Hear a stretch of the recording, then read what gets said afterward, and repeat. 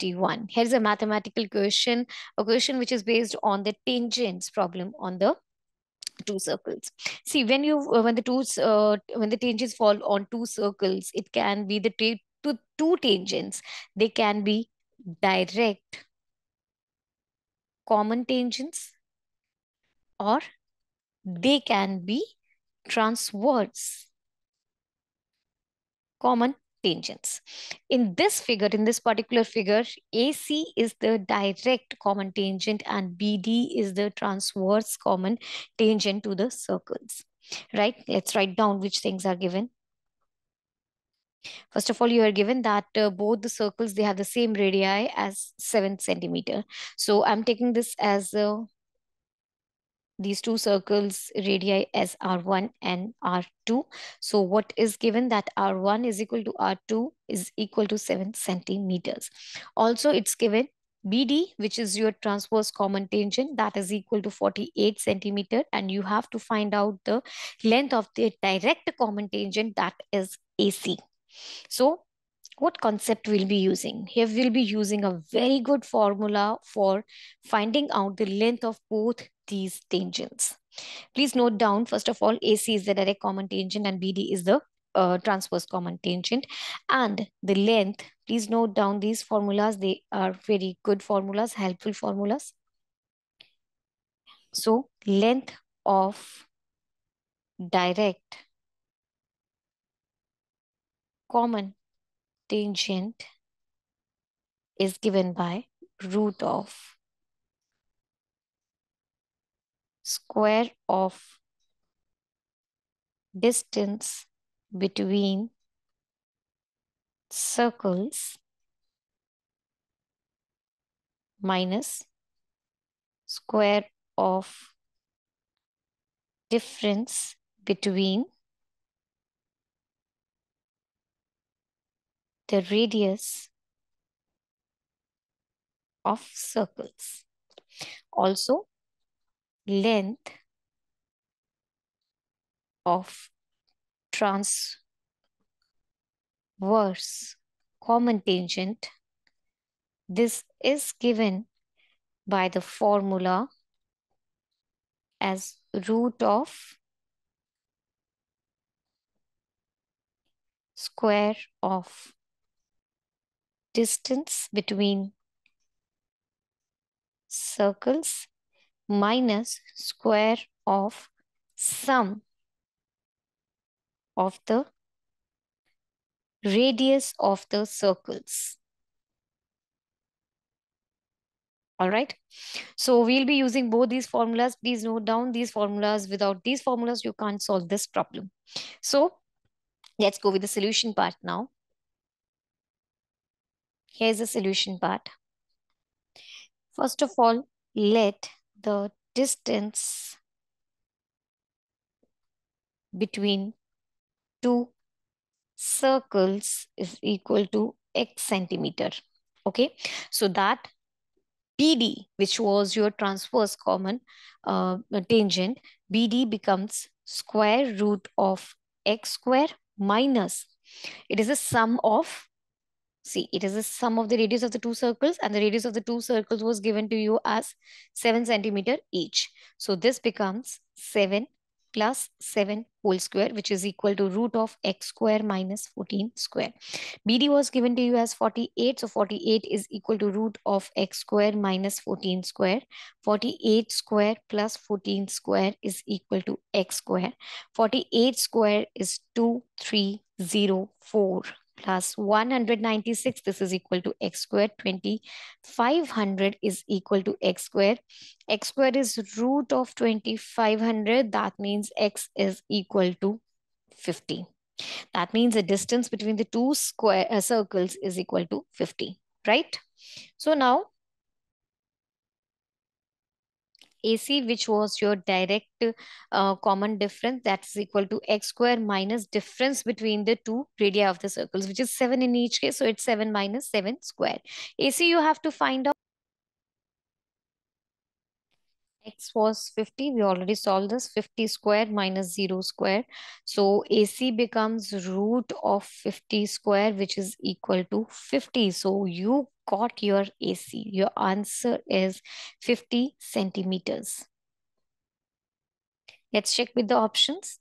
Option A is the answer to the question. Hope you are clear. All right, then let's move to the next question. Question number 52. The bisector of angle B in triangle ABC meets AC at D. So let's make a triangle first. Here is a triangle ABC. This is side B. This is C, and here is A. It says that bisector of angle B meets the AC at D. So this is the line which, this is the point D. So here is this ABD is the bisector of angle B. What things are given to you? Let's write down. You are given AB is equal to 12 centimeters, BC is equal to 18 centimeters, and AC is equal to 15 centimeters. Right. And now what concept we'll be using in this question? We'll be using angle bisector theorem. If you know this theorem, you can solve this sum within fraction of seconds. Otherwise, it will be very tough for you to solve the problem. So what we'll be using, there will be angle bisector theorem. All right. So what is an angle bisector theorem?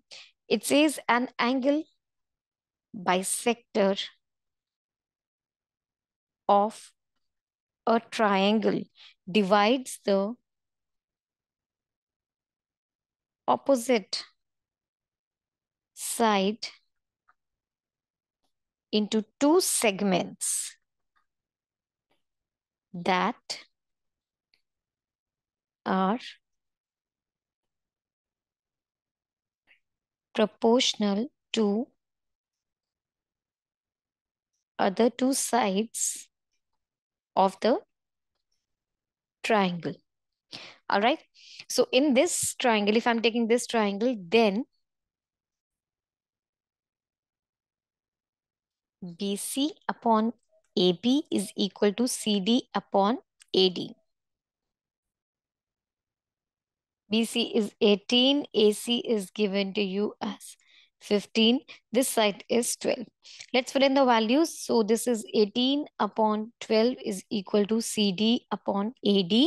That means it's 3 upon 2. All right.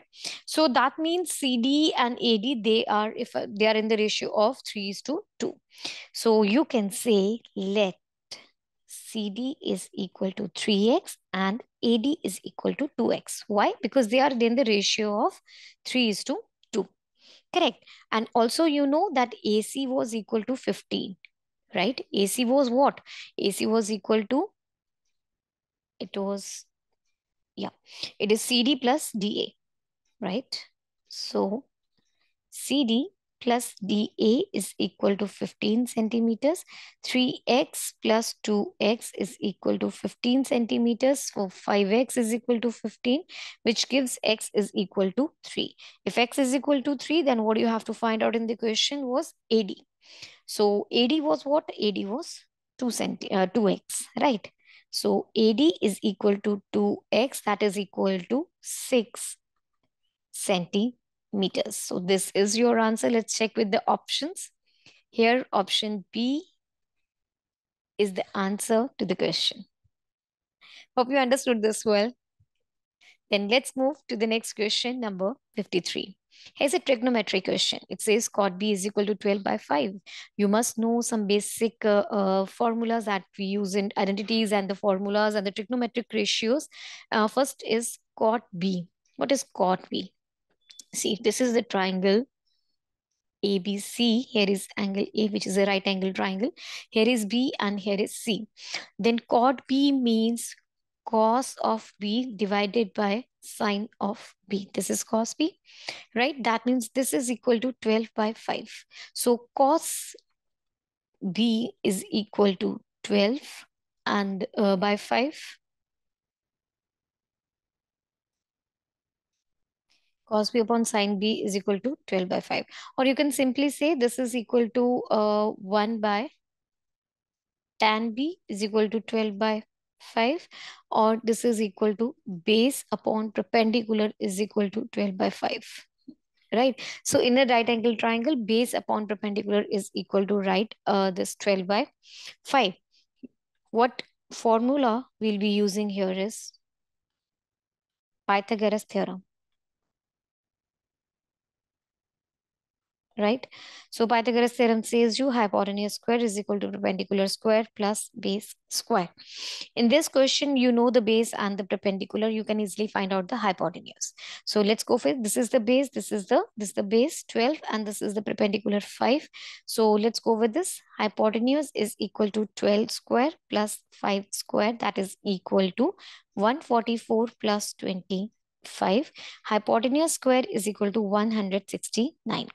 This gives you h is equal to root of 169, that is equal to plus minus 13. The length cannot be negative, so I'll take only the positive value. So h will be equal to 13. What do you have to find out? You have to find out sec b. And what is sec b? Secant b is equal to 1 upon cos b, or this is simply equal to hypotenuse upon base. What is the hypotenuse in this case? 13, and the base we already given, it was 12. See, the base was already given 12, and hypotenuse is what we calculated, and it came out to be 13. So what is the answer to the question? It is 13 by 12, right? So let's check out the options, which is the correct one. Option A is the answer to the question. Hope you understood this. Then let's move to the next question. Okay, this is a data representation question, a data handling question. The following histogram shows the marks obtained by 40 students in a test of 30 marks. A student has to score a minimum of 10 marks to pass the test. How many students have scored less than two-third of the total marks? What are the total marks? See, first of all, let's see what things are given to us in the question. Total marks are 30. Number of students that appear in the test are 40. Pass marks are 10. So here is the x-axis is representing the marks and y-axis is representing the number of students. Correct. So now what do you have to find out? How many students scored less than two-third of the total marks? Total marks were 30. Two-third of the total marks will be what? It will be 20. So two-third of the total marks came out to be 20. How many students scored less than 20? It is 2, 8, 7, and 8, right? So number of students who scored less than 20 are 2 plus 8 plus 7 plus 8, which gives you 25. And this is your answer. Let's check. Option A is the answer to the question. Hope you understood this. Then let's move to the next question. It is a very simple question, a simple data representation question. You just have to interpret the data according to the given graph. So next is question number 55. You have to find out the value of 70 cube plus 20 cube minus 90 cube. See, if I just look at this becomes really, okay, fine, what is to be solved? This will be really problem, because when you have to do 70 into 70 into 70 or 90 into 90 into 90 or 20 into 20 into 20, see, there will be a lot of calculations. Plus, of course, it's time consuming. You don't have that much of time in your exam. So we will be using a trick. What? See, you can say trick, or simply you can say the formula that we'll be using here. That is a cube plus b cube plus c cube is equal to 3abc if a plus b plus c is equal to 0. I hope you're well aware of it. Right. So this is the formula or identity we'll be using in our question. Here is A, the 70 is A, B is 20, and C is 90. So in this question, A plus B plus C, that is equal to 70 plus 20 minus 90. This is of course equal to 0. Therefore, A cube plus B cube minus C cube is equal to 3ABC. Right? Minus, of course, because here is minus C. So you'll have minus 3ABC. Correct. So let's go with this. 3 minus 3. A was equal to 70. B was 20. C was 90. So when you multiplied this, 3 into 70 into 20 into 90, whole will like minus thing. This will give you minus 378,000. This is your answer. And option D is the answer to the question. Hope you understood this. See, in all these papers, you need to be aware of these formulas, otherwise, you can't solve. Okay, so I hope you are clear. Next is question number 56. The average of 9 consecutive numbers is 20. The smallest of these numbers is. So, this is an average question. In each of the papers, you will have a couple of average questions. So, what is given? The average of 9 consecutive numbers is 20, right? Formula for average.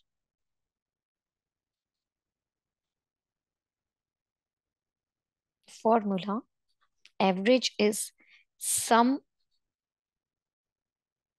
of terms divided by number of terms, right? Let's start with the solution. So let, first of all, 9 consecutive numbers, x, x plus 1, x plus 2, 3, 4, 5, 6, 7, x plus 7, and x plus 8. You are given that the average of them is 20. So according to the question, let's add them. X plus 1 plus x plus 2 plus x plus 3 plus x plus 4, x plus 5, x plus 6, x plus 7, x plus 8 whole divided by 9 is equal to 20. So let's solve this. After you will solve, you will have x came 9 times. So 1 plus 2 plus 3 till 8 will give you 36. This is equal to 20 multiplied by 9. That is equal to 180. So 9x is equal to 180 minus 36. That is 144. Or x will be 144 divided by 9, which is equal to 16. So that is your answer for the x. But what the question was, you have to find the smallest number. Of course, the smallest number was x itself. X was the smallest number, which is equal to 16, and that is your answer. So here it is. Option C is the answer to the question. Hope you are clear. Right? Then let's move to the next question.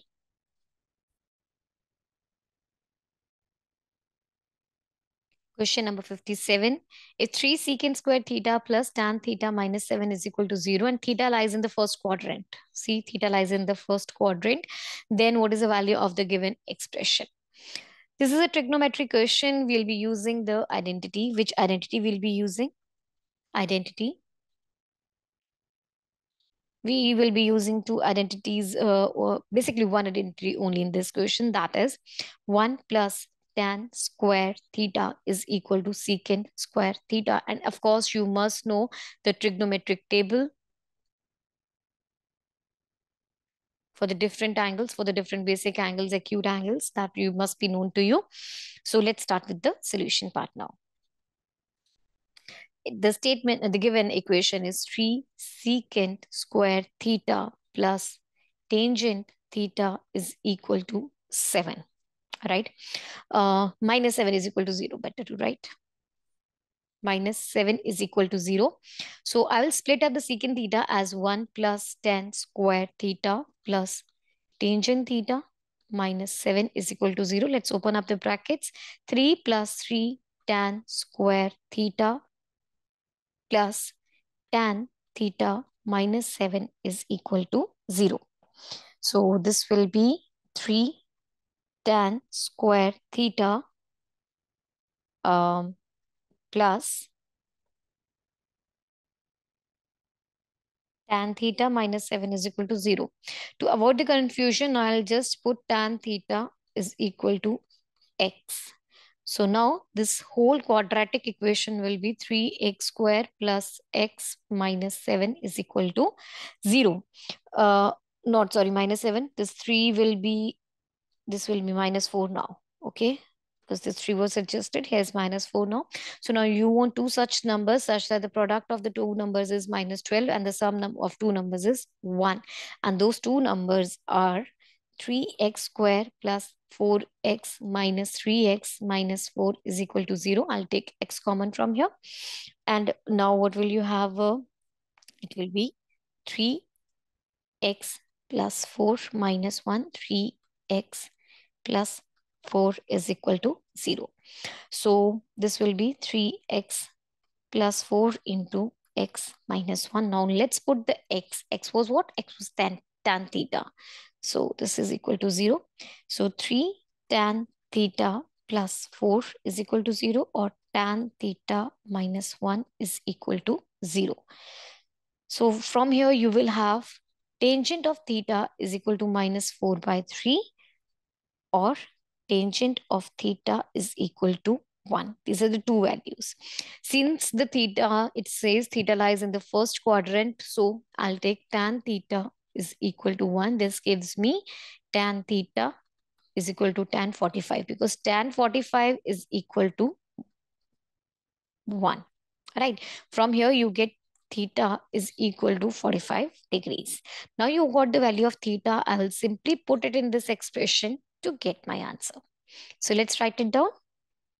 The given expression is 2 sine theta plus 3 cos theta divided by cosec theta plus secant theta.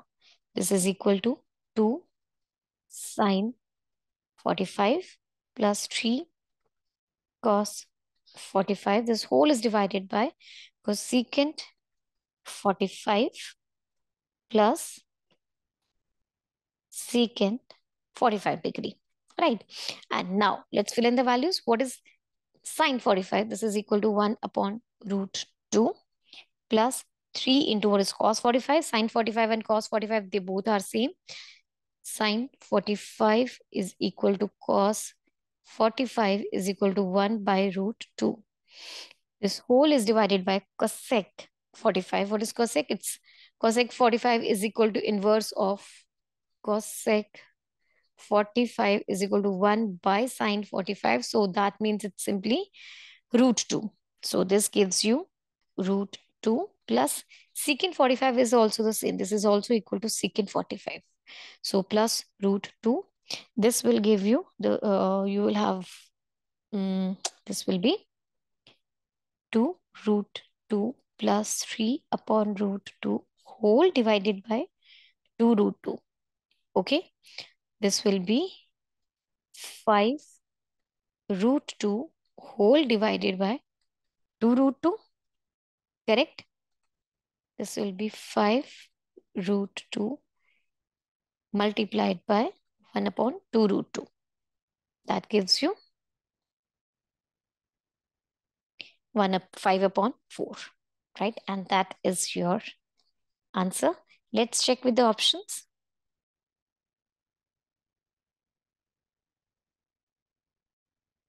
Here, option A is the answer to the question. Hope you are clear with this. Then let's move to the next question, number 58. Which is the smallest multiple of 7, which leaves 5 as a remainder in each case when divided by 8, 9, 12, and 15. So you are given that remainder should be 5. Right? So that number, smallest number, which is a multiple of 7, which leaves a remainder of 5 when divided by them. So let's find out the LCM of these numbers. LCM of 8, 9, 12, and 15. When you find the LCM of 8, 9, 12, and 15, it will be 360. So this is 360, right?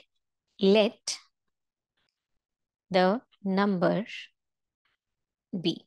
Since it's a multiple of, see, it will be multiple of, there will be a integer which is multiple of 360 and it leaves a remainder of 5. So plus 5, this number should be a multiple of 7 according to the question.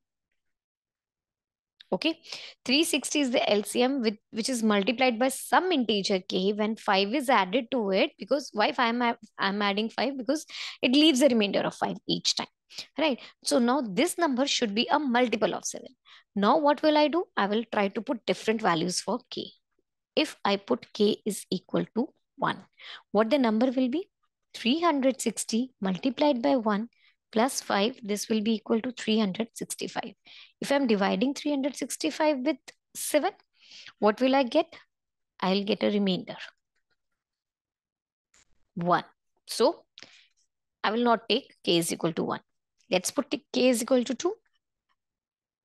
If I'm putting k is equal to 2, this will be 360 into 2 plus 5, which will be equal to 720 plus 5, which will be 725, which when divided by 7 will leave a remainder of 4. Okay, so that means even this is not done. Let's put k is equal to 3. So 360 into 3 plus 5. This will be 1085, which when divided by 7, it will give me a remainder of, yes, anything? Anybody wants to just suggest? It's 0. So here is the remainder of 0. That means this 3, if I put k is equal to 3, that means this number is a multiple of 7. Hence, the required number is 1085. This is the number which when divided by 8 or 9 or 12 or 5, in each case, this number is a multiple of 7, and in each case it will, sorry, this leaves a remainder 5 in each case when this is divided by these numbers. All right. So what is the answer to the question? It's option B. 1085 is the smallest multiple of 7, which leaves a remainder of 5 when divided by each of these numbers. Hope you are clear with this. Then let's move to the next question. Question number 59. On simple interest, certain sum becomes this much in 6 years, this much in 10 years. If the rate of interest had been 2% more, then in how many years would the sum would have become 76,000? Okay. So what is given to us? It's going to be a bit lengthy question because a number of things are involved. So first of all, you are given that if the time is 6 years, principal is something, I don't know what it is. Rate is something, I don't know what it is. Then the amount is 59200 rupees. If the time is 10 years for the same principal, same rate, then the amount is 72,000 rupees. It says if the rate of interest had been 2% more, then in how many years would the sum have become 76,000? So that's a different thing. First of all, we need to find this P and we need to find this R. We need to find two variables. We have two equations. We'll be able to do. Okay. What formula? Formula is I is equal to P R T upon 100. This is the formula we'll be using. P is the principal, R is the rate of interest, and T is the time. So let's move with the first case now. In the first case, amount is equal to 59200, and in the second case, amount is 72,000 rupees. Right? You know what is amount? Amount is equal to principal plus interest, right? So principal plus interest is equal to this much. And the second case, principal plus interest is equal to 72,000. Okay. So what is the principal? I don't know. But what is the interest? It is PRT upon 100 is equal to 59200. Here is the same thing. PRT upon 100 is equal to 72,000. Right? PRT T in this case, in the first case, T was 6 years and the second case, T was 10 years. So PR into 6 upon 100 is equal to 59200 minus P. And here P into R into 10 upon 100 is equal to 72,000 minus P. So this becomes P into R upon 100 is equal to 59,200 minus P upon 6. Here it is P R upon 100 is 72,000 minus P upon 10. Right. If I'm looking at these two equations, this is 1 and this is 2. From 1 and 2, P and R upon 100, they are same. Only the difference between them was of the time. Right. So from 1 and 2,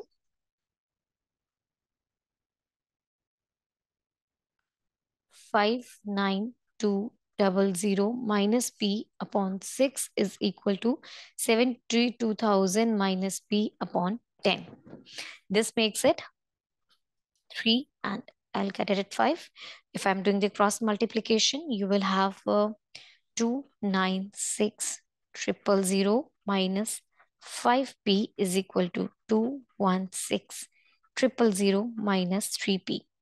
So if I'm solving them simultaneous, like I'm taking this P on the right hand side, you will have 296,000 minus 216,000 is equal to 5P minus 3P. If I'm subtracting both of these equations, you are going to have 80,000, right?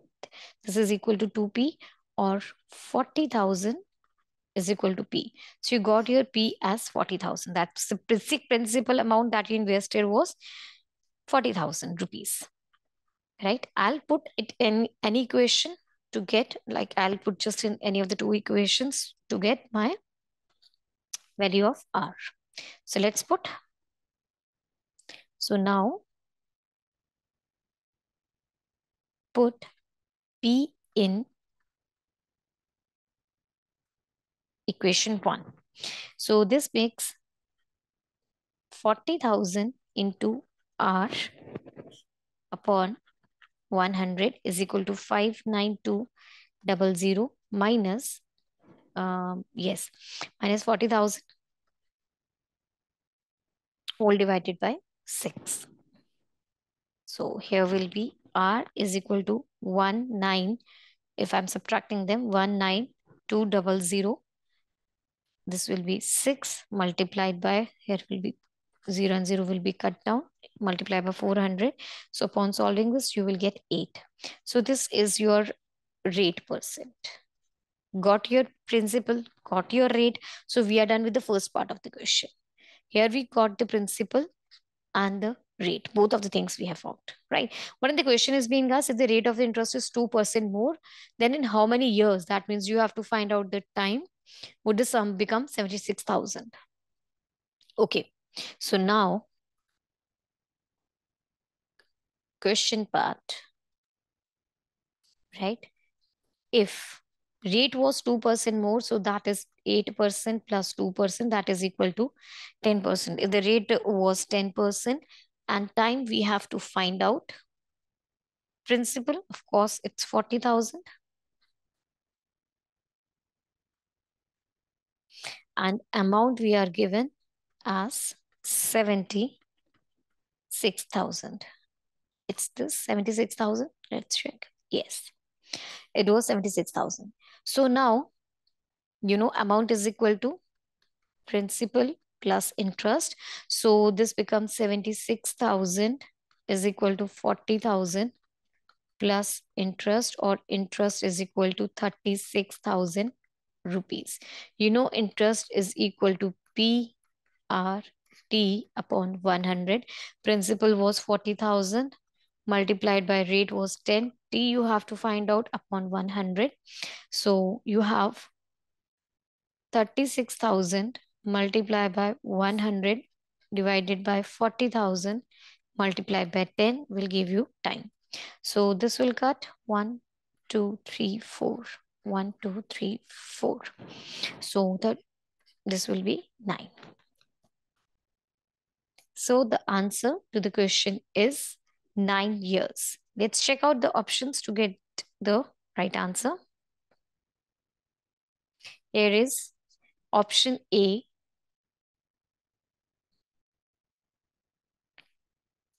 is the answer to the question. Hope you are clear. Then let's move to the next question, number 60. A vertical pole and a vertical tower are on the same level ground in such a way that from the top of the pole, the angle of elevation of the top of the tower is 60 and the angle of depression at the bottom of the tower is 30 degree. If the height of the pole is 24 meters and the height of the tower in meters is. See, this is a trigonometry question because when the angles and the sides are involved, of course, we have to use the trigonometry. Okay, let's make the figure because you can't solve the question without it. So here is the figure. There is the pole. Here is a pole of 24 meters. And according to the question, let's make it. So this is the angle of elevation of the tower. This is the tower, right? This is the angle of elevation, which is 60 degree, and the angle of depression is 30 degrees. Okay, let's name A, B, C, D, and E. Okay, now it's given that the angle of elevation is of the top of the tower from this top of the pole is 60 degree and angle of depression of the bottom of the tower is 30 degrees. So now here what is given, angle BEC is equal to angle ABE is equal to 30 degrees. Why? See, here angle AB, they are parallel lines, right? So this angle is also equal to 30 degree. Also, height of the pole is given to you as 24 meters, right? And that means BC is equal to AE, that is equal to 24 meters, right? BC is equal to AE, that is equal to 24. So let CD is equal to X because we know this is 24, but we don't know this CD. In order to find the height of the pole, that is BD, you need to find out this CD. Now, not the pole, sorry, tower. Height of tower, it was what? It was BD. BD was equal to BC plus CD. That is 24 plus X meters. Okay. Now, if I'm taking triangle ABE, in triangle ABE, tangent of 30 degree is equal to AE upon AB. Tangent of 30 degree is 1 by root 3. AE, you know, this is 24 and AB, I'll find out. Okay. So let's see.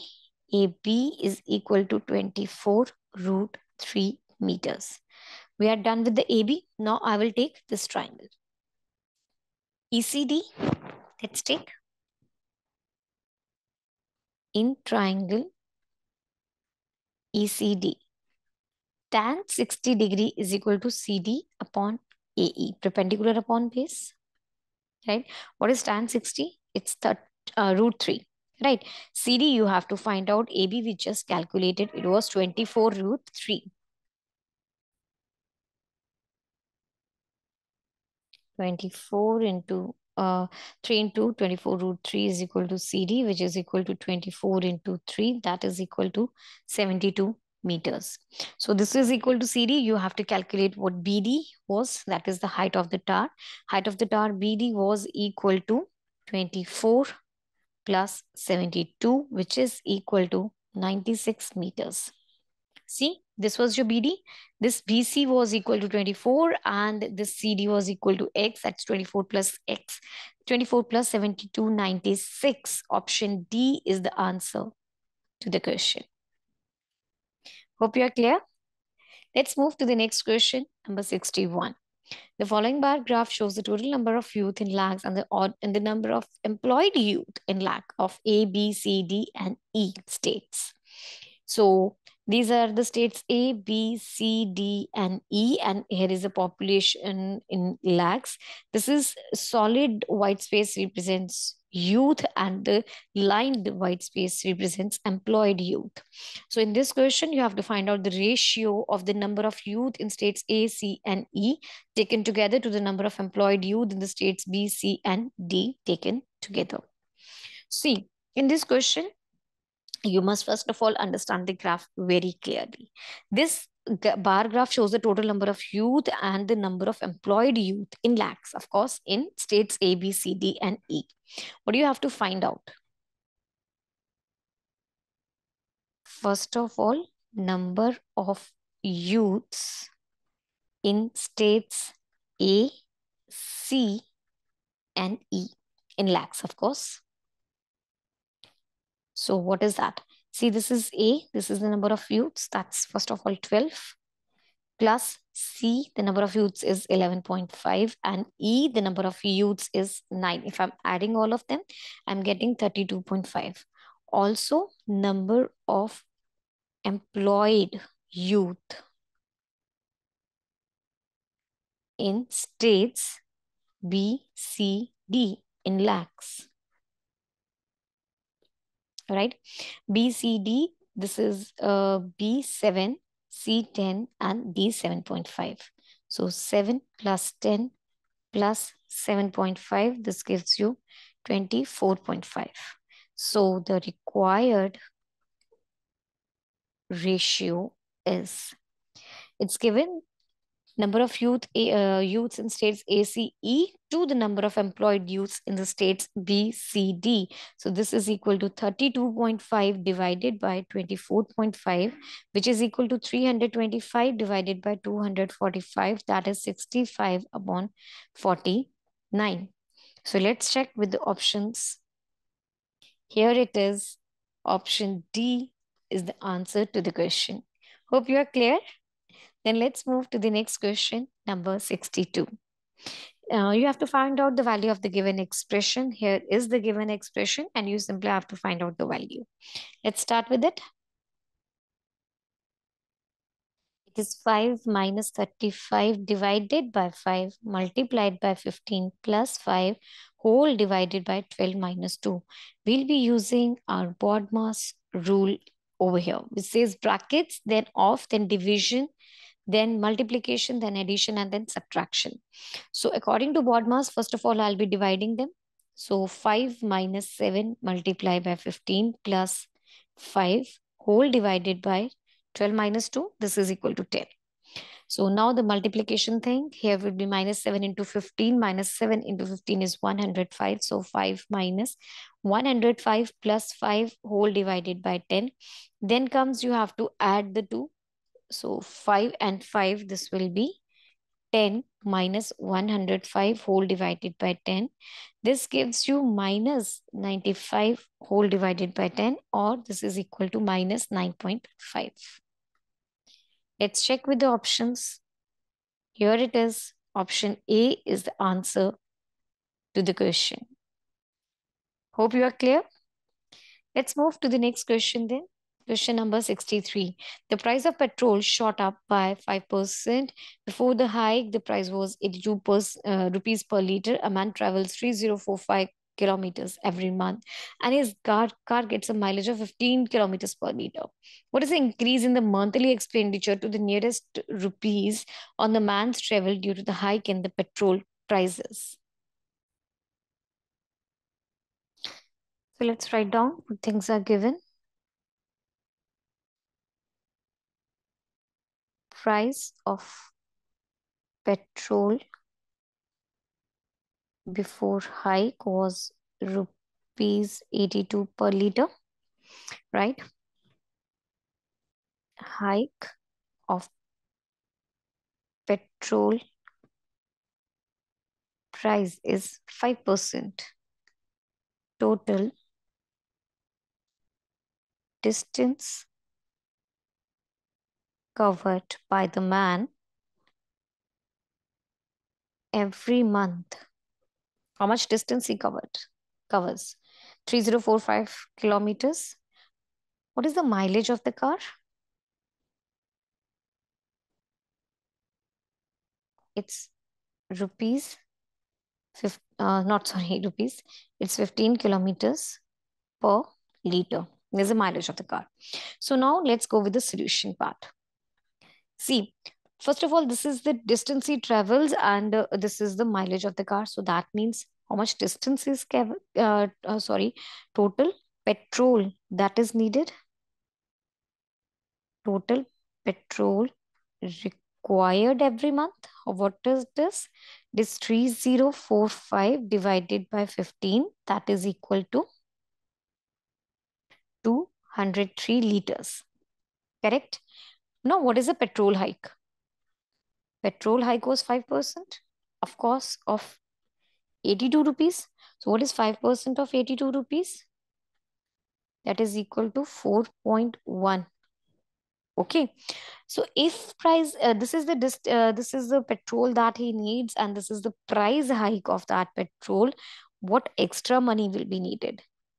Increase in monthly expenditure. What is this? What it is? Increase in monthly expenditure is 203 multiplied by 4.1, which is equal to 832.30 rupees.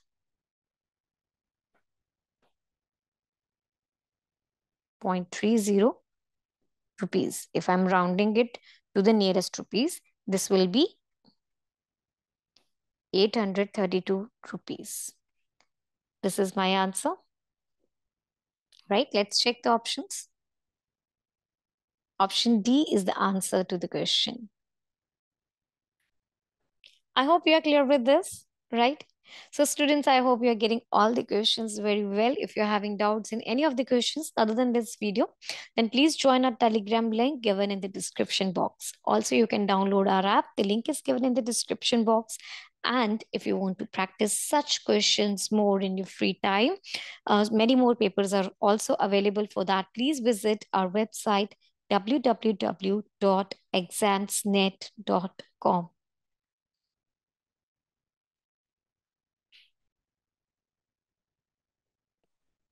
Next question number 64. The difference between the two perpendicular sides of a right angled triangle is 17 centimeter and its area is 84 centimeter. What is the perimeter of the triangle? So here is let's make the triangle first. This is the triangle, right? Okay. So this is the triangle which is given here is A, B and C. So just pardon my drawing. It's let's suppose what you are given in the question that the difference between the two perpendicular sides is 17. If I'm supposing this to be x, then of course this is 17 plus x. Why? The difference between the two sides is given, perpendicular sides is given to be 17. Let's write down. You are given difference between two perpendicular sides of a right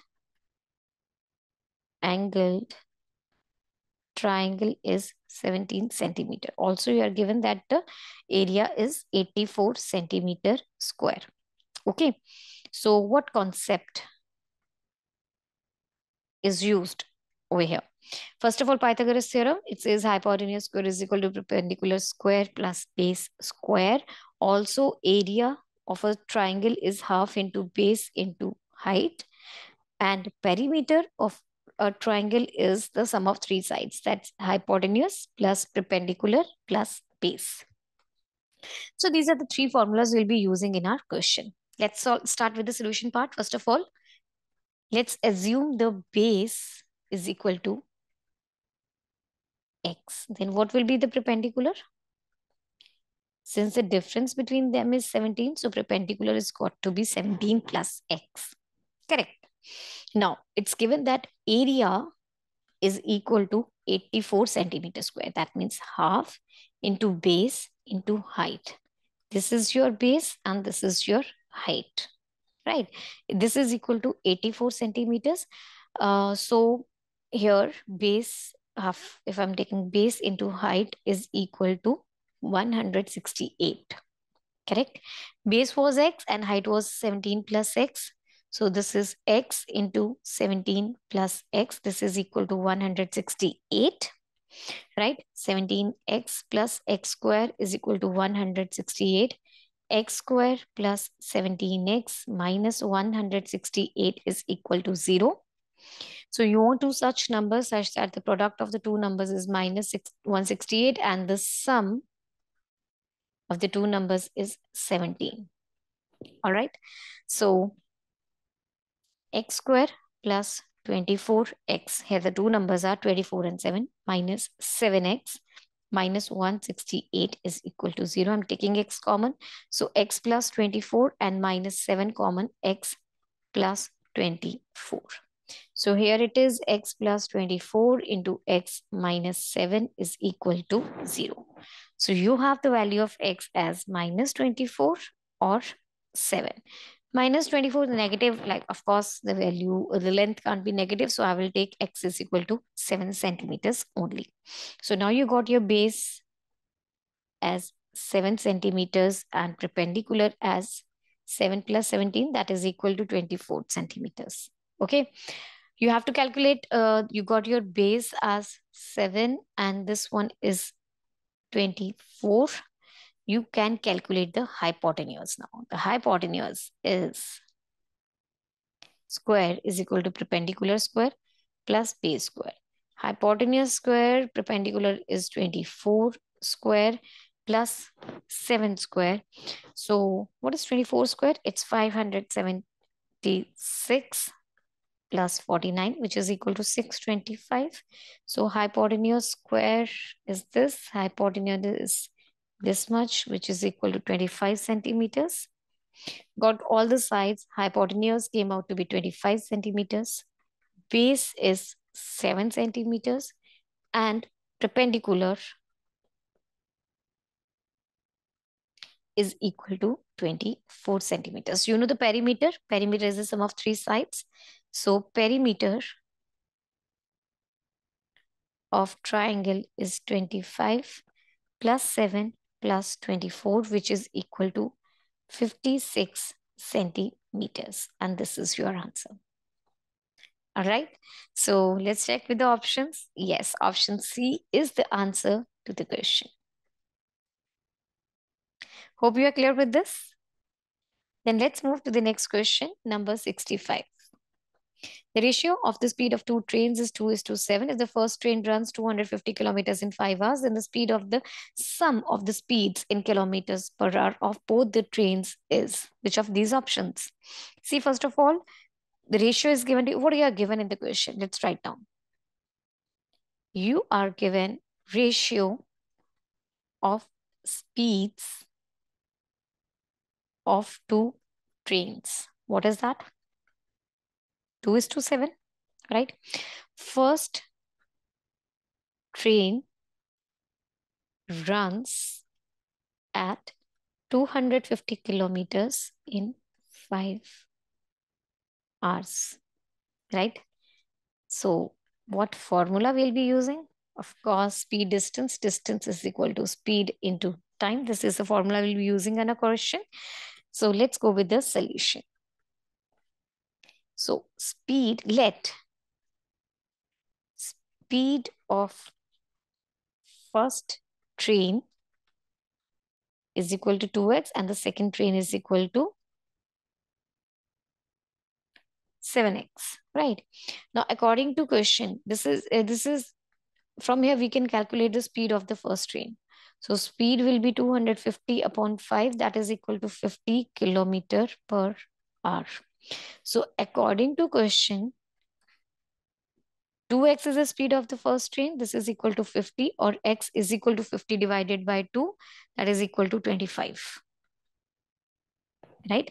So this is the value of x. That means the speed of the first train is 50 kilometers per hour. So here speed of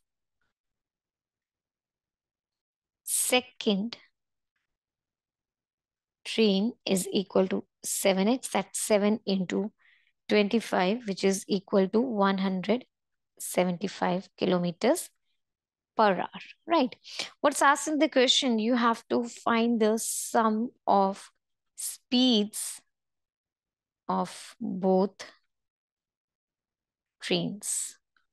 This is equal to 50 plus 175. That is equal to 225 kilometers per hour. So let's check out with the options. Yes, option B is the answer to the question. Hope you are clear. Then let's move to the next question. Number 66. A trader sells an article for 425 rupees and loses 15%. At what price in rupees should he sell the article to earn a profit of 5%? See, you will go in any of the competitive exams, you're most likely to find these type of questions. They are very much common. So first of all, let's write down. We are given initial selling price was rupees 425. And what was the loss percent? It was 15%. What is the required profit?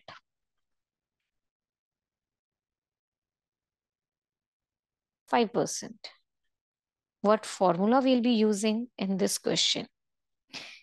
First formula for CP, that is equal to 100 divided by 100 minus loss percent into SP. Okay. Then the formula for selling price is 100 plus, if you are having the profit, right? So 100 plus profit percent divided by 100 into CP, where CP means cost price and SP means selling price. Okay, let's go with the solution now.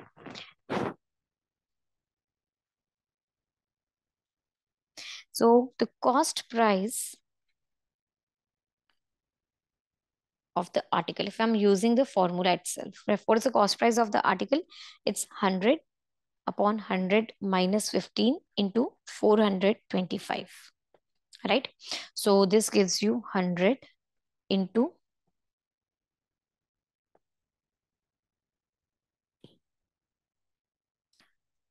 425 upon 85, which on solving will give you 500 rupees. Okay. Now, what is the required selling price? You want to have that person wants to have the profit of 5%, right? So what is the required selling price? It's 100 plus 5 whole divided by 100 multiplied by 500. Right?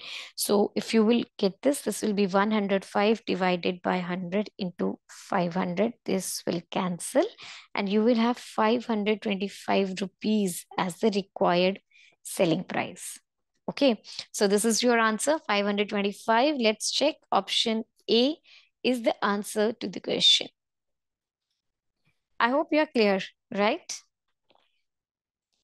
This question says a tangent is drawn from point P to a circle which meets a circle at T such that PT is equal to 10.5 and a secant PAB intersects a circle in points A and B.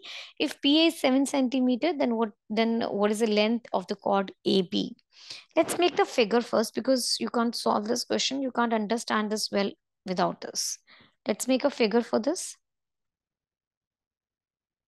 So here is the circle. Here is an external point P, right?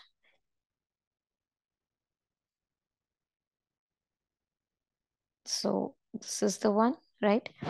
This is the point P over here. And this point is, let's assume as T. This is A, this is P. You are given in the question that PT is equal to 10.5. So I'm writing down what's given in the question over here only. And you're given that PA is equal to 7 centimeters. I'm assuming AB as X centimeters. Okay. So in this question, what concept we'll be using? We'll be using the tangent secant theorem. And what does this theorem says? Tangent secant theorem. What is this theorem all about? This theorem says when a tangent and a secant are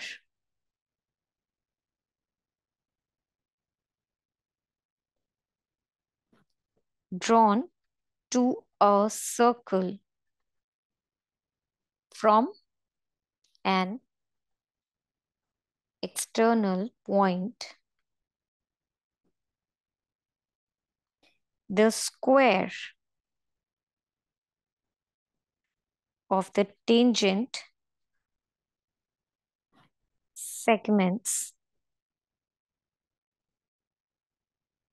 measure is equal to the product of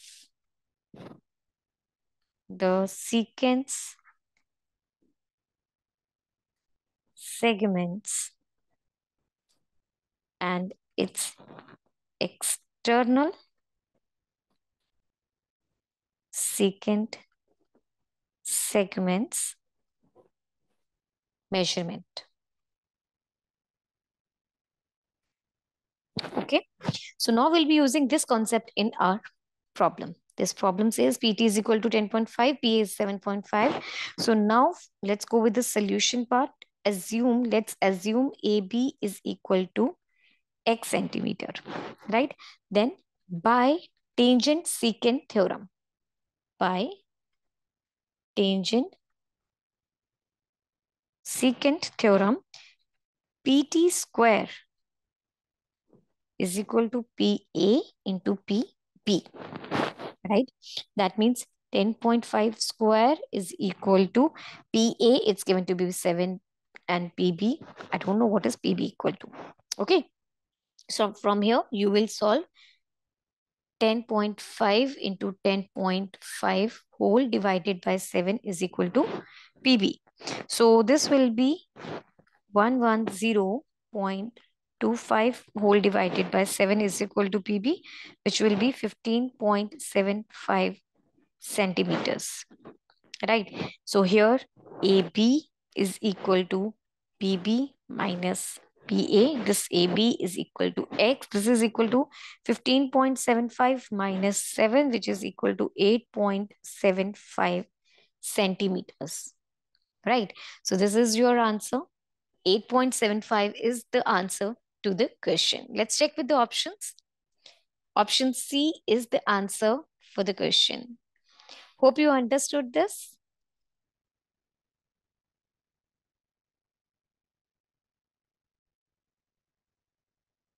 Question number 68.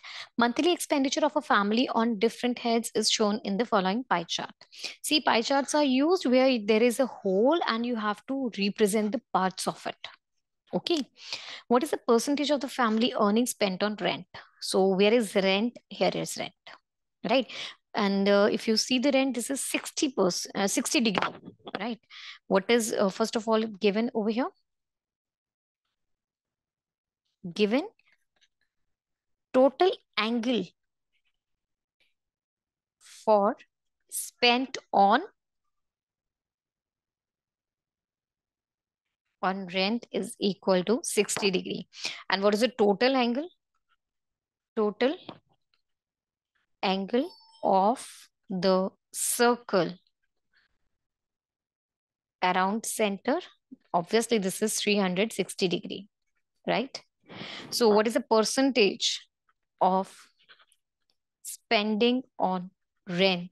Percentage of spending on rent is equal to 60 upon 360 into 100, which is equal to 100 upon 6, which is equal to 16 upon 3%. So this is your answer. Let's check with the options. Option C is the answer to the question. Hope you are clear. Then let's move to the next question, number 69. It says if x plus y plus z is equal to 11 and xy plus yz plus zx is equal to minus 6 and x cube plus y cube plus z cube is equal to 1604, then the value of x, y, z is. See, in this question, these three things are given. This is first, this is second and third, right? And what formula we'll be using?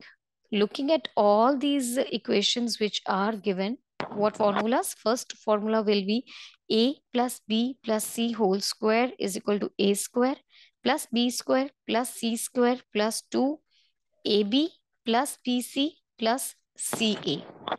Also, a cube plus b cube plus c cube minus 3abc is equal to a plus b plus c into a square plus b square plus c square minus ab minus bc minus ca. Now, let's go with the solution part of the problem. See, in this question, first of all, you are given x plus y plus z is equal to 11. Now, what we'll be doing? Squaring both sides. Okay. So if I square both the sides, you will have x plus y plus z whole square is equal to 11 square, which is equal to x square plus y square plus z square plus 2 into xy plus yz plus zx is equal to 11 square, which is 121. All right. And also you are given that this xy plus yz plus zx is equal to minus 6. So you have x square plus y square plus z square plus 2 into minus 6 is equal to 121. Right. From here you got x square plus y square plus z square is equal to 121 plus 12, which is equal to 133. I'm naming this as equation 1. Okay. Also, you have x cube plus y cube plus z cube minus 3xyz is equal to x plus y plus z into x square plus y square plus z square minus xy minus yz minus zx. Okay. So you have x cube plus y cube plus z cube minus 3xyz is equal to x plus y plus z into x square plus y square plus z square. I'm taking minus common from here. So this will be xy plus yz plus zx. I hope you're clear till here. Right. Now I'll fill in the values. You know the value of this x cube plus y cube plus z cube. This is 1604. I'll fill 1604 minus 3xyz. What is x plus y plus z? We just calculated this we are given this x plus y plus z is equal to 11, right? So this is equal to 11 into x square plus y square plus z square. This was 133.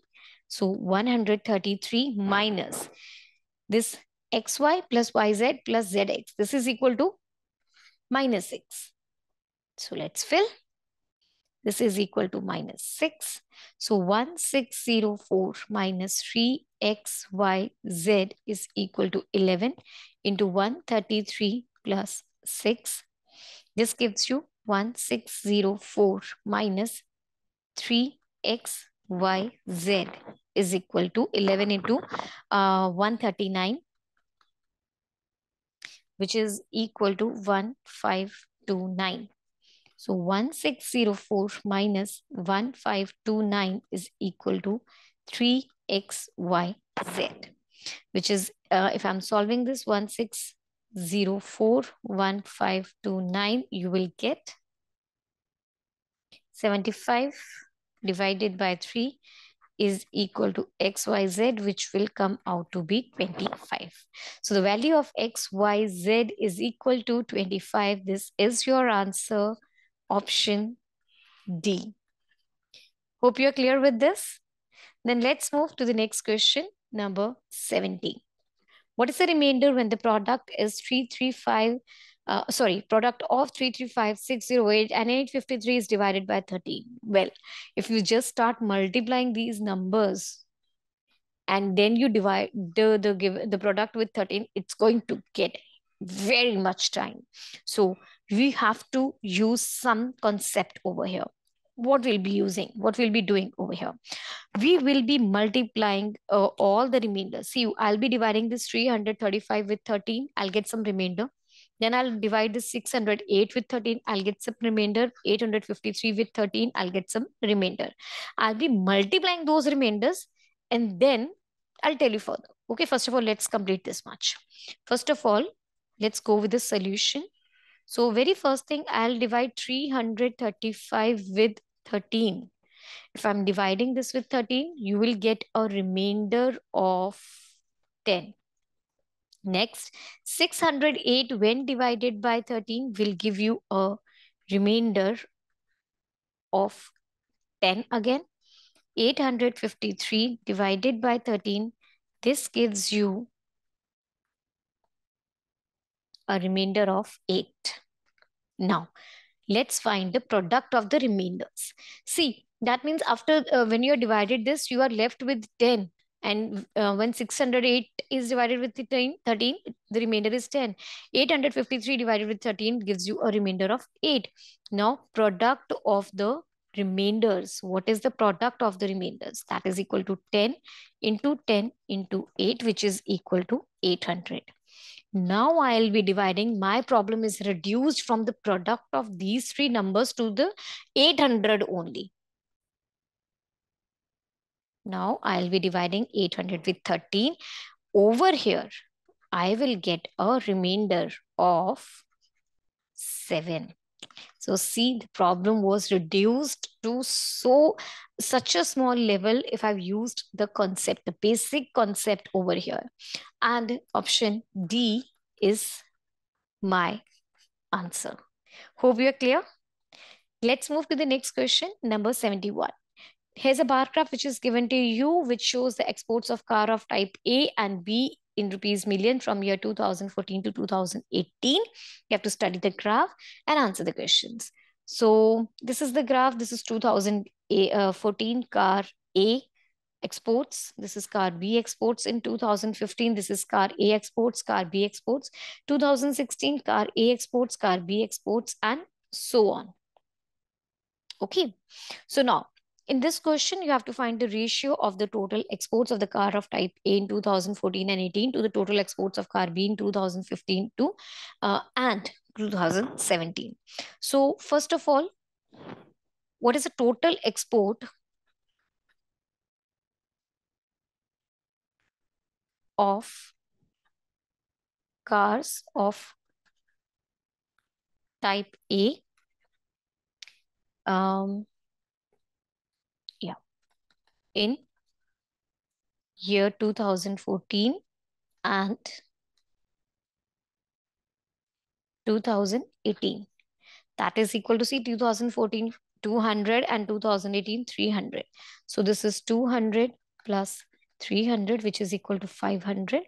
Also, total exports of cars of type B in year 2015 and 2017. See, 2015 it's 250 and 17 it's 275. So this is 250 plus 275, which gives you 525. So now the required ratio, this is of course 500 upon 525, right? 500 upon 525, that is equal to 20 upon 21. That is equal to 20 is to 21. So let's check with the options, which is the correct one. Option B is the answer to the question. Hope you are clear with this. Next is question number 72. A, B, and C can do a work in 8, 10, and 12 days respectively. After completing the work together, they received rupees 5,550. What is B's share in the amount received? See, what's given that A, B, C, they do a work in, they can do a work in 8, 10, and 12 days, right? So here is this question will be based, concept will be, that will be using in this question is efficiency. Efficiency or wages ratio. This is directly proportional to 1 upon time taken. That's inversely proportional to time taken. Okay, efficiency, this is in terms of work, and wages, like how much they are earning. This is inversely proportional to the time taken. That is, more the time taken, less is the efficiency, or less is the wages earned. Right? So now let's move to the solution. It's given in the question that A, B, and C, they can complete a work in 8, 10, and 12 days respectively. Right? That means what is their ratio? The ratio of the work they do is like in 8 days, in 10 days, and in 12 days. Right? Now, if I'm talking about the efficiency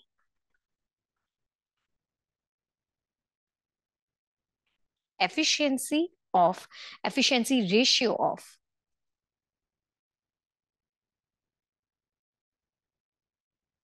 A, B, and C, this is equal to 1 by 10 is to 1 by 8. Sorry, 1 by 8 is to 1 by 10 is to 1 by 12. Right? So if I have to like see they are in fractions, if I have to get them in integral value, so LCM of 8, 10, and 12, this is equal to 120. So what this ratio will become, 120 upon 8 is to 120 upon 10 is to 120 upon 12, which will be 15 is to 12 is to 10. Right? So now this is the wages ratio. We have to calculate the wages finally now. So wages ratio is equal to 15 is to 12 is to 10. This is the wages ratio. You have to calculate share of B. What is B's share? It is 12 divided by,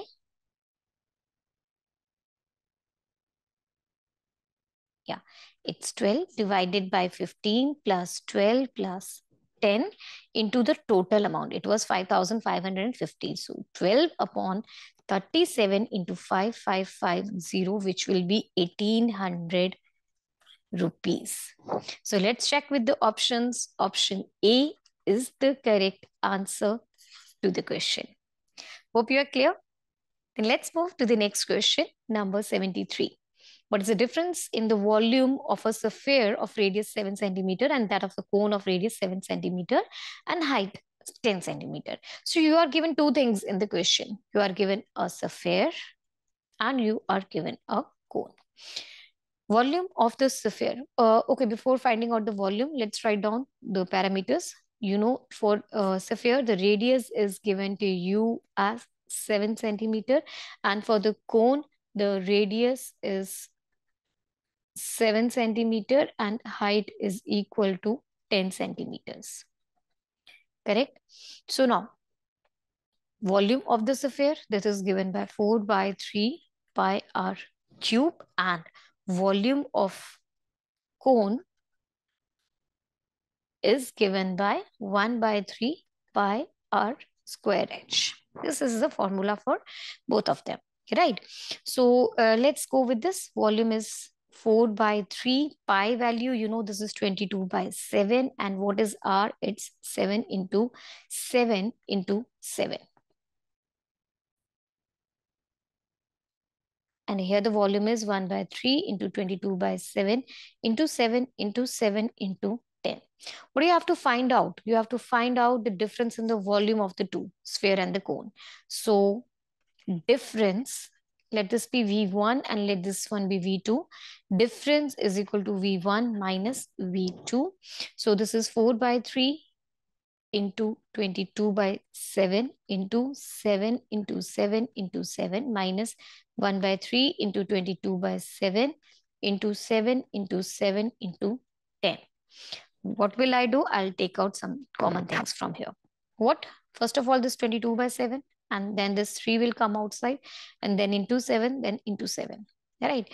You will be left with 4 into 7 minus 10 over here. This will be, see, they will cancel. You will have here 154 upon 3. 28 minus 10 will give you 18.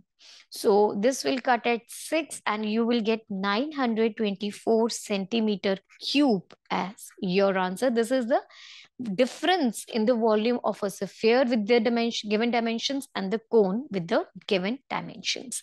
So here option D is the answer to the question. Hope you understood. Next is question number 74. It says the marked price of an article is 625. After allowing a discount of 32% on the marked price, there was a profit of 25 rupees. The profit percentage correct to the nearest integer is which of the given options? See, you are given, let's write down the things. Marked price is equal to 625 rupees. Discount 32%. Profit of 25 rupees, right? Now, formulas, we'll be using the basic formulas. Let's write down still the formulas we'll be using in the question. First of all, cost price is equal to selling price minus profit. Then selling price is equal to 100 minus discount percent upon 100 into marked price. Then profit percent is equal to profit into CP upon 100. So where CP means cost price, SP means selling price, P means profit. Let's move towards the solution of the problem. See, in this question, you are given that selling price that is equal to, according to, if I'm using the formula, this will be 100 minus 32 upon 100 into 625 rupees. All right, I'm using this formula. So what will be the selling price if I'm using this? This will be 68 divided by 100 into 625. This will be rupees 425. Okay. Now, what will be the cost price? If I'm using the cost price, this will be, of course, selling price, that is 425 minus the profit, which was 25 rupees. So the cost price came out to be 400 rupees. And now you are done. The whole question is done. Profit percentage, it's given by profit upon this CP multiplied by 100. Profit was 25. Cost price, we just calculated 400 up into 100. So this will be, I'm deducting this. So this will be 25 divided by 4, which is equal to 6.25%. In the question, it has asked you correct to the nearest integer. So 6.25, if I'm rounding it off to the nearest integer, it will be 6%. So this is my answer, option D. Hope you are clear with this. All right, then let's move to the next question, number 75. At present, A is younger than B by 8 years. If 4 years ago their ages were in the ratio 1:2, then what is the present age of B in years? You are given that A is, let's write down first. You are given A is younger than B by 8 years, right? 4 years ago, 4 years ago, the ratio of their ages was 1:2. Okay, so now let's move towards a solution. First of all, we will assume the present age of A, let it be X, and B, of course, what it will be? X plus 8, because A is younger than B by 8 years. So obviously B is elder, that means 8x plus 8 years. Right. Now, according to question, X minus 4. 4 years ago, what will be the age of A? X minus 4. And what will be the age of B? It will be X plus 8 minus 4. This will be 1/2. Okay. So this is equal to X minus 4 upon X plus 4 is equal to 1/2. This cross multiplication, you will have 2x minus 8 is equal to x plus 4, or x is equal to 12. So this was what? This was A's age. What was B's age? It was 8 years plus. That means 12 plus 8, that is equal to 20 years. This was B's age, right? So this is the age of A and B. Let's check with the options. What is the present age of B? It is 20 years. So option B is the answer to the question. Hope you are clear. All right. So we are done with the mathematical questions. Hope these questions will be very helpful for you in cracking your exams. Do practice more such type of questions. Do visit our website www.examsnet.com. Also, you can download our app. The link is given in the description box. Let's move to the next question now. Question number 76. The following sentence has been split into 4 segments. Identify the segment that contains the grammatical error. It says, my house is more spacious than my sister. Obviously, if you are reading this given sentence is grammatically incorrect. Here, my sisters, like this one, the last one, this one should have been my sisters instead of my sister. See, we use possessive, that is apostrophe S, to say something that belongs to someone else. Okay, so here is a sister's house that we are talking about. So it is the house of sister, right? This house belongs to sister. So it will be sisters. I'll write it in a better way. So sisters. See, apostrophe will come at the last position. Why? Because alphabet S is already there in the last position, right? So I'll just put apostrophe sign at this position now. So I hope this is clear to you. I'll give you an example for the better understanding. Suppose like when something belongs to more than one person, we give it a list of name and we put up apostrophe for that. For example, I say, this is Sam's bicycle, right? That means this bicycle belongs to Sam, right? Similarly, the house belongs to the sister. Now the sentence will be, my house is more spacious than my sister's, right? So option D is the part of the sentence which contains the error. Next, question number 77. The following sentence has been divided into parts. Again, you have to find out the part which is containing the error. He was late for school and punished. So, what is the part that is containing some error? See, he was late for school and punished. This is the part. If I'm reading the sentence seems grammatically incorrect. Here it should have been so punished, right? He was late for the school, so punished. So in this given context, so means with the result that something happened because of something else, like okay, it has happened because of result of something. So now let's take an example also. She felt very tired, so she went to bed early. She felt quite tired, so she went to bed early. Okay, that means she went to her bed early. Why? Because she was very tired.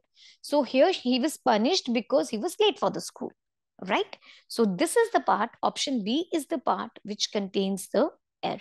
It should have been, he was late for school, so punished, right? So I hope you are clear with this. Let's move to the next question, number 78. Select the most appropriate synonym for the word due. And the options are debt, loan, pair, and bond. We'll be looking at the meaning of the words one by one so that we can be sure of our answer. What do you mean by the word due? Two people playing music or singing together, they are called due. Two people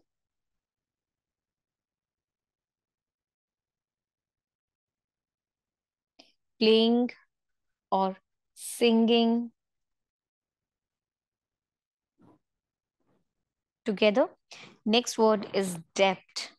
This is an amount of money that you owe to somebody.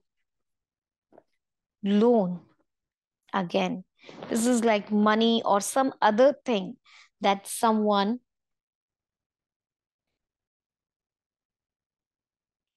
lends to another. Then is pair, two things of same type, right? Like a pair of earrings, a pair of shoes, something like this, right? A pair of gloves, right? And last, bond, something that joins something that joins two or more people or a group of people together, or group of people together, right? So if you say this, obviously option C is the correct synonym for the word duo, right? Option C is the answer to the question. Hope you are clear with this. Next is question number 79. You have to select the most appropriate meaning of the given idiom, and the idiom is foul play. Options are a bad smelling theater or a playground, unfair or dishonest behavior, unpleasant weather for playing, or a drama which is badly produced. Which is the correct option? The correct answer to the question foul play is unfair or dishonest behavior. See, when I'm saying foul play, this definitely means when you're unfair towards something. Foul play means a criminal act that results in a serious damage, or a like it's a something like a criminal act that results in serious damage, in serious damage or injury, something like even you can say murder or something. It's that much serious. For example, it's not clear what caused the explosion, but the police do not suspect foul play. So unfair or dishonest behavior is the correct answer to the question. Option B. Next is question number 80. Sentences of the paragraph are shown below in the jumbled order. You have to arrange the sentences in the correct order to form a meaningful and coherent paragraph. However, when areas in option part A is, however, when areas in Leh began to experience water shortages, life did not grind to a halt. B. Ladakh is a cold desert with a low average annual rainfall. C. Thus, glaciers have been the main source of water for the people. D. This was because Cheng Norful, a retired civil engineer, came up with the idea of artificial glaciers. Right. See, this question is about, first of all, this is a parajumble. This is an example of parajumble. We know that the first statement of the parajumble question is usually an independent statement, a noun, a universal fact, or starting of an incident. Like it starts with most or once. Here, the starting one will be, the starting sentence will be sentence B. Okay. Sentence B will be the first sentence because this is an introductory sentence and it talks about the cold desert of Ladakh. Ladakh is a cold desert with a low average rainfall, right? It will be followed by C. So first of all will be B and then it will be C. C will be the next sentence. Why? Because the previous sentence talks about the cold desert and sentence C further tells about what is the source of water for the people in Ladakh. It says that the glaciers have been the main source of water for the people in Ladakh. Then comes sentence A. However, when areas in Leh began to experience water shortages, life didn't trend to a halt. A will be the next sentence because it is connected with the previous sentence. Lastly, we'll be having sentence D. This was because Chang Norful, a retired civil engineer, came up with the idea of artificial glaciers. So the correct sequence is B, C, A, D. Let's read the whole paragraph now. Ladakh is a cold desert with a low average. Just a minute. Yeah, it's BCAD. So it says Ladakh is a cold desert with a low average rainfall. Thus, glaciers have been the main source of water for the people. However, When areas in Leh began to experience water shortages, life didn't bring to a halt. This was because Cheng Northville, a retired civil engineer, came up with the idea of artificial glaciers. So, which is the correct answer to the question? Option B. Hope you're clear. Then let's move to the next question, number 81. Select the option that can be used as a one-word substitute for the given group of words. Formally put an end to a system, practice, or institution. So, options are stop, abolish, destroy, or kill. The correct answer to the question is abolish. The most appropriate word for the group of words formally put an end to a system, practice, or institution is the word abolish. It means abolish means to end a law or system officially, right? For example, when was the capital punishment abolished here? Something like this. If I'm talking about stop, stop means to finish moving or make something finish moving, right? Destroy means to damage something so badly that it can no longer be used. Okay, damage something very badly. Kill means to make someone die. So obviously the correct answer to the question is option B. Hope you are clear. Next is question number 82. Select the most appropriate option to substitute the underlined segment in the given sentence. If there is no need to substitute, then you can select no substitution required. Let's read the sentence. It says, I wish I were listening to my parents. So you need to substitute something like whether it should have been, I wish I have listened to my parents. I wish I am listening to my parents. I wish I had listened to my parents, or no substitution is required. See, the underlined part of the given sentence is grammatically incorrect. It should have been what it should have been. It should have been had listened instead of were listening, right? The structure of these type of sentences is wish plus past perfect, right, is used to express the regret or what we want in a situation in the past to be different. For example, I wish I hadn't eaten so much. Like I ate a lot. You can say, I wish I hadn't eaten so much. So the correct option is option D. Had listened should be the one. Hope you understood. Then let's move next question, number 83. Select the option that expresses the given sentence in the passive voice. The given question is in active voice. You have to convert this question, this active voice into the passive voice, right? And the question is, do you trust me? And the options are, do I am trusted by you? Obviously, no. Am I trusted by you? Do I was trusted by you, or I am trusted by you?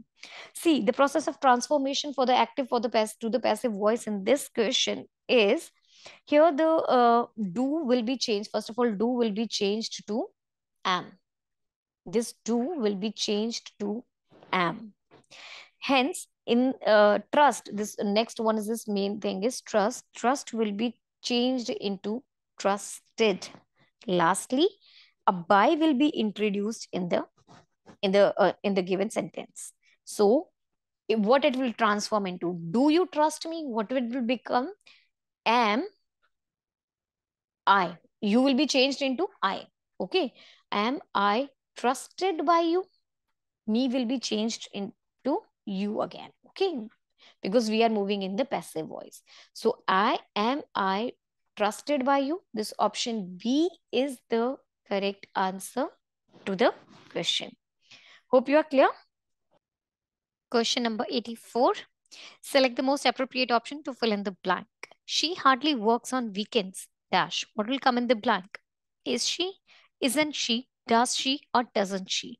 So, first of all, let's read each option one by one. She hardly works on weekends. Is she? She hardly works on weekends. Isn't she?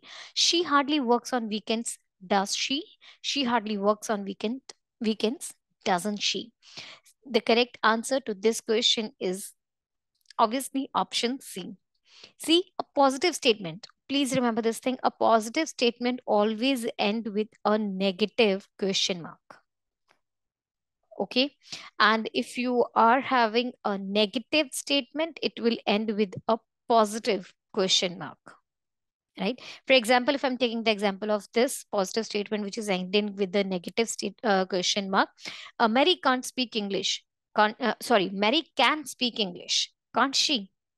If I'm taking the second one, negative statement, which is ending with a positive question mark, they aren't funny, are they?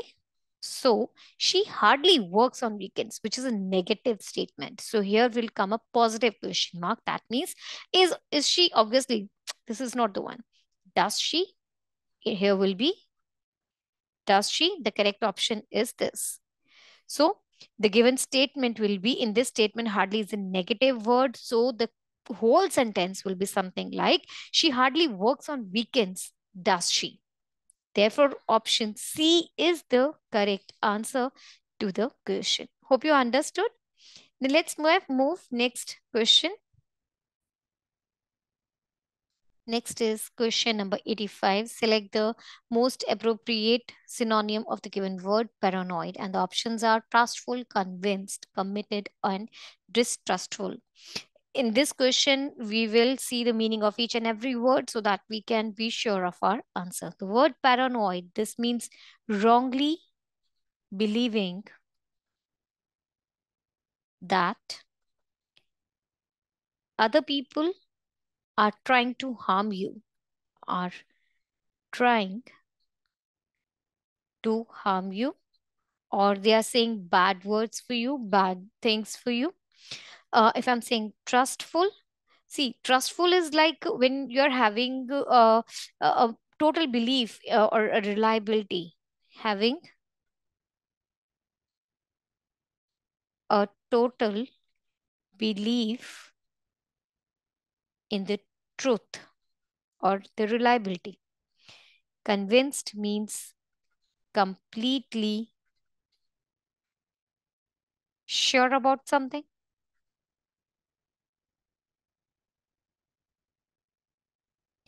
And committed means prepared to give a lot of your time, a lot of your time and attention to something because you believe it is right or it is important.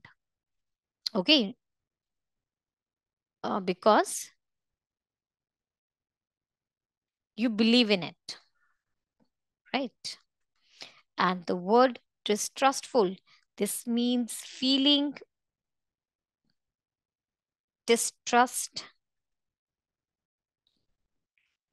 of something, right? So you have to find the synonym for the word paranoid, which is wrongly believing that other people are trying to harm you or abusing you. So this synonym for this word is distrustful. They are the same meaning words. So paranoid and distrustful, they are the synonyms of each other. Hence, option D is the correct answer to the question. Let's move next. Question number 86. You have to select the most appropriate antonym for the given words. The given word is rely, and the options are distrust, await, depend, and move. Let's see the meaning of each and every word. Rely means to trust someone, to behave well or to work well, right? This trust, it means feeling that you can't believe in someone. You can't believe in someone. And the word await means to wait for someone, correct? Depend means to be able to trust. Move, to change position or to put something in a different position. Okay. So you have to find the antonym of the given word rely. The antonym for the given word rely, that is, you are trusting someone, is distrust. That is, that you are not trusting someone. Okay, you're not believing someone. So option A, distrust, is the answer to the question. That is, relies antonym word is distrust. Next, question number 87. The following sentence has been divided into parts. One part contains error. Select the part that contains error. If you don't find any error, then you can mark no error as your answer. And the sentence is, it was a surprising to receive the gift from my brother. See, the given sentence, of course, this is grammatically incorrect. What is the problem? It has said it was a surprising. What it should have been, simply a is extra in this part. It should be, it was surprising to receive the gift from my brother. Here, the article, this is like or the, that goes before a noun to make it clear that the noun is referring to something. So we should use an article like when you have countable nouns like person, house, or a book, something like this. So in this sentence, surprising, if I'm talking about, this is uncountable. Correct. So we will not have a before it. It will be simply, it was surprising to receive a gift from my brother. Option D is the one which is having error. Like, I mean, it was a surprising. So option D is the part of the sentence which is having error, and this is our answer. So the correct sentence will be, it was surprising to receive the gift from my brother. Option D is the answer. Hope you are clear. Next is question number 88. The following sentence has been divided into parts. One of them may contain an error. Select the part that contains error. If you don't find any error, then please mark no error. So let's read it. The fisheries sector have grown significantly in the last 1 year. So options are, the fisheries sector is containing the error, there is no error, or in the last 1 year contains the error, or have grown significantly part contains the error. This, if you read it, the fisheries sector have grown significantly in the last 1 year. Of course, yes, this is the part which is containing. This is in grammatically incorrect one, and this part of the whole sentence contain the error. It should have been has. So this have should have been replaced with has. As per the subject verb agreement rule, the auxiliary verb in the sentence should be used according to the main subject of the sentence. Right, in the given subject, the center is the main, the sector is the main subject, and this is singular. So here have is not allowed because have goes with the plural. Right, you are having the sector, it's talking about sector is a singular thing, so it will be has. So the correct sentence become, the fisheries sector has grown significantly in the last 1 year. Hope you are clear with this. So option D is the answer. Next, question number 89. Select the incorrectly spelled word. And the options are progress, mystery, symptoms, and pilgrim. The obviously you can see here which is the one which is having incorrect spellings is symptoms. What are the correct spellings of symptoms? It's symptoms. It means a change in your body that is a sign of illness or any other thing. So a change in the body that is a sign of illness. For example, the symptoms of the flu include a headache, a high temperature, and aches in the body, right? For the other words, if I'm talking about the progress means moving forward towards something. Mystery, you can say this is moving forward. Mystery, it's a thing you cannot understand, something that you can't understand, something you can't understand. Pilgrim, a person who travels a long way to a person who travels long way to a religious place,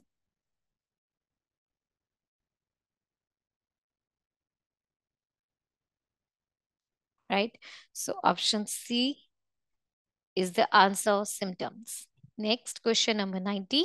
The following sentence has been split in four segments. Identify the segment that contains a grammatical error.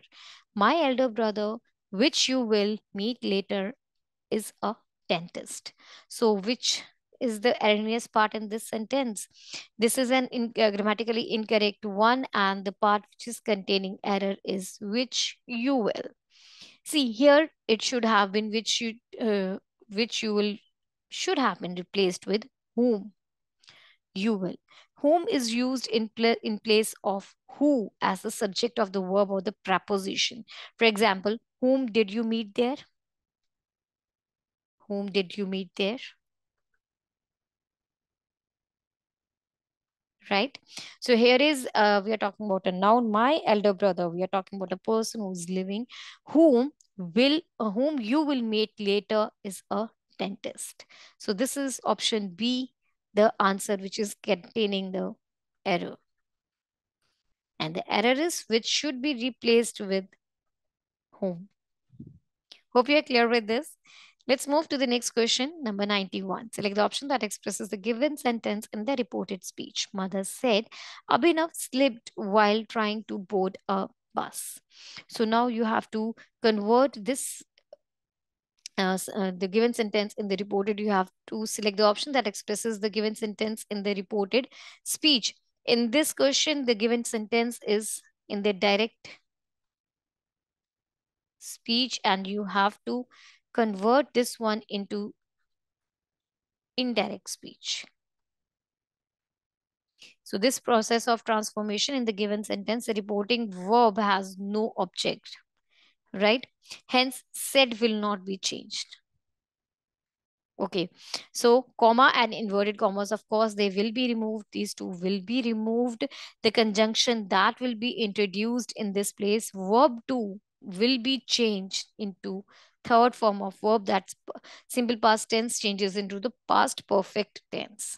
So now what will become? Mother said, right? Mother said that Abhinav had slipped while trying to board a. Mother said that Abhinav had slipped while trying to board a bus, right? So, which is the correct option? Option C. Mother said that Abhinav had slipped while trying to board a bus. Hope you are clear with this. Then next, question number 92, select the option that expresses the given sentence in the active voice. So this sentence is given in the passive voice, and you have to convert this sentence into the active voice. Hatred can be overcome by love. The process of transformation here, the subject of the given sentence is hatred, and the object is love. Since the modal verb used in the passive voice, therefore the active voice will follow the this structure. See, in this structure, it will be can be overcome will be changed into can overcome, because in the passive voice transformation, first form of the verb is used.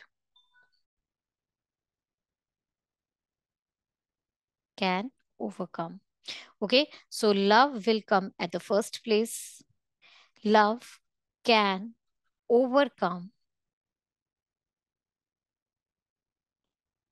hatred.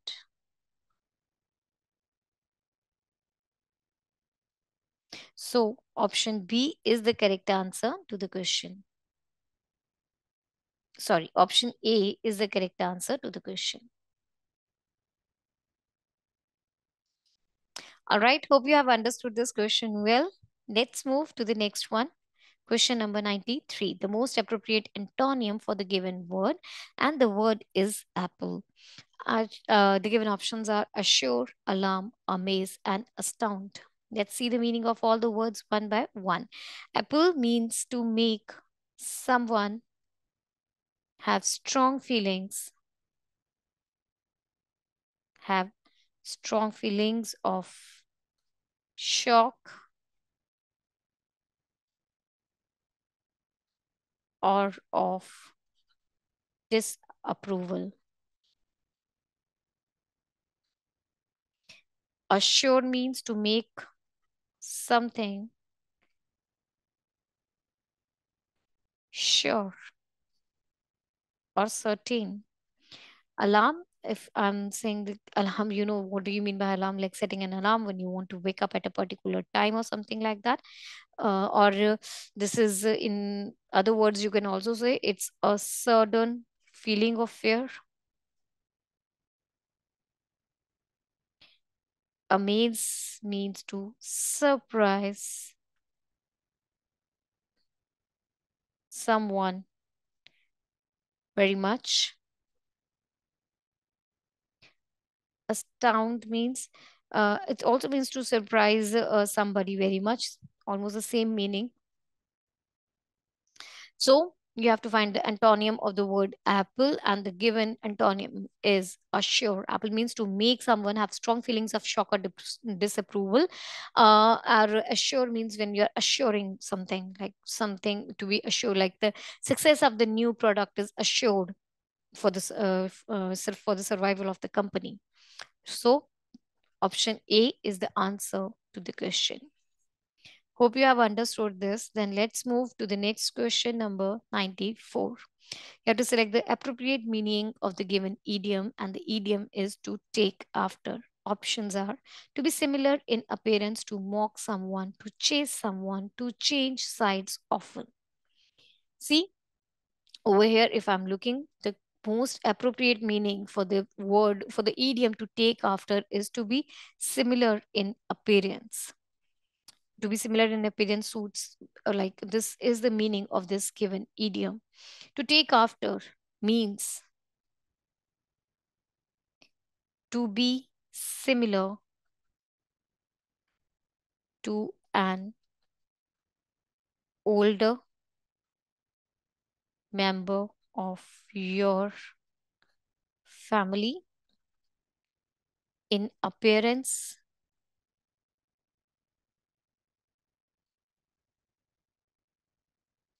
or character. Okay, for example, let's take an example. He takes after,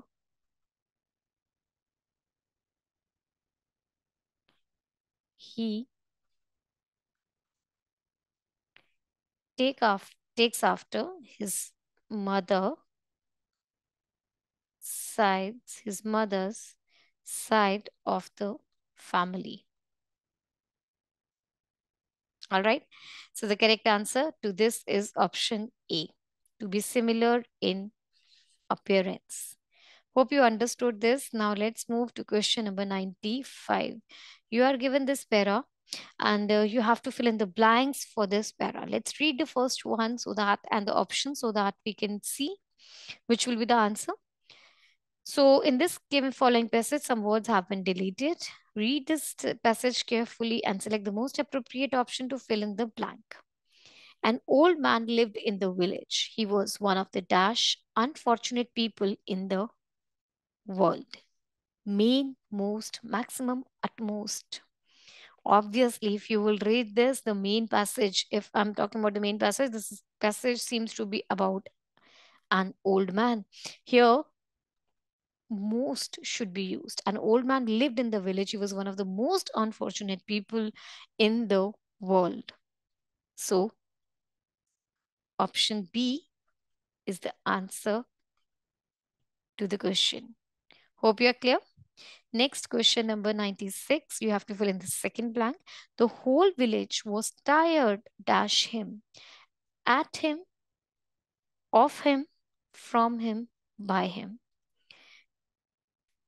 Obviously, this, if I'm reading this one, what should come over here? I hope all of you will agree with me. It will be of him. In the given context, tired of is a phrasal verb.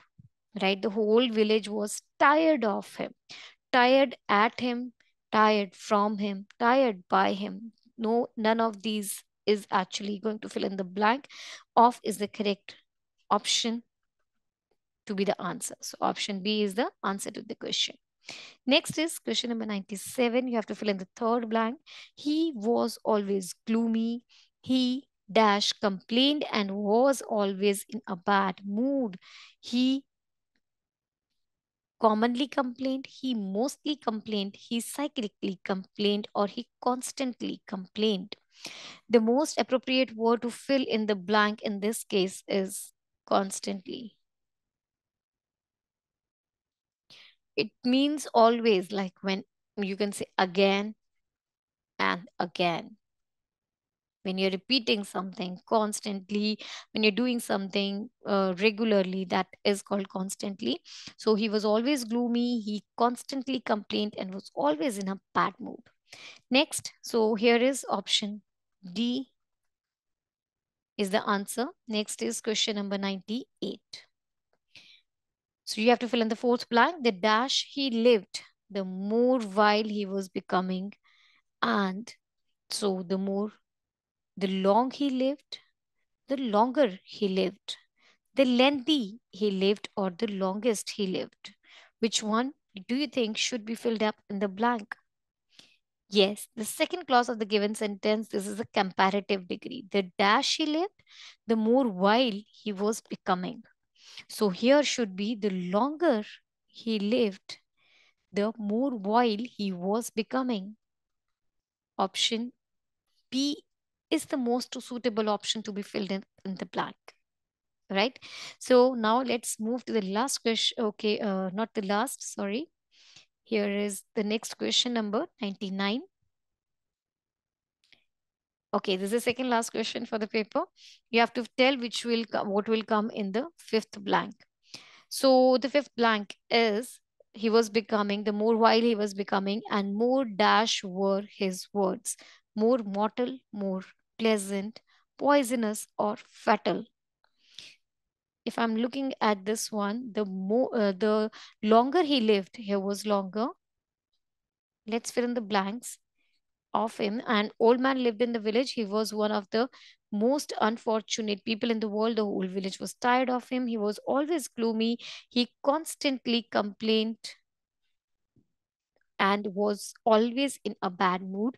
The longer he lived, the more while he was becoming, and the more mortal or pleasant. No, the pleasant mortal doesn't go. Poisonous or fatal. The correct word over here is poisonous. In the given context, it means the poisonous means very unpleasant or unkind. Unpleasant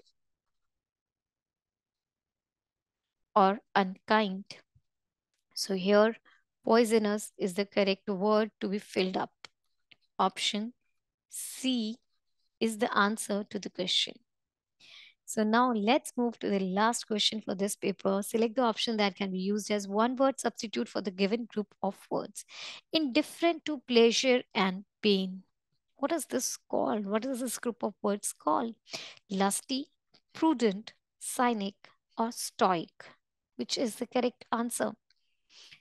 See, they very much like indifferent to pleasure and pain. That means a person who is who doesn't matter for whether it's good or bad times. Everything is same for him. That person, that these group of words is called stoic. It means suffering, pain, or difficulty without complaining. Suffering, pain, or difficulty without paining, complaining. Sorry.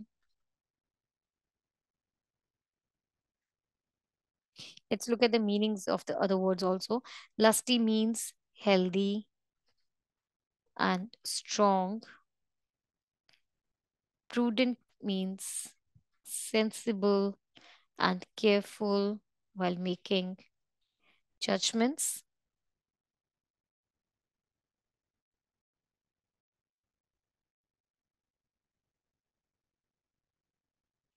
And cynic means a person who believes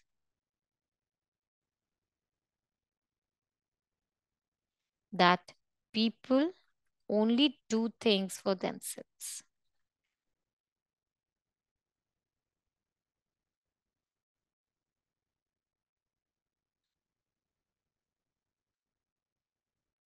right?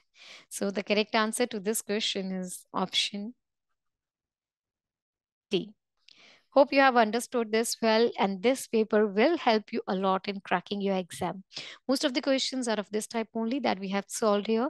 The questions may be different, but the approach and the type and the area from where the questions is coming will remain the same. So that's all for this paper. Please visit our website www.examsnet.com to practice such questions from there.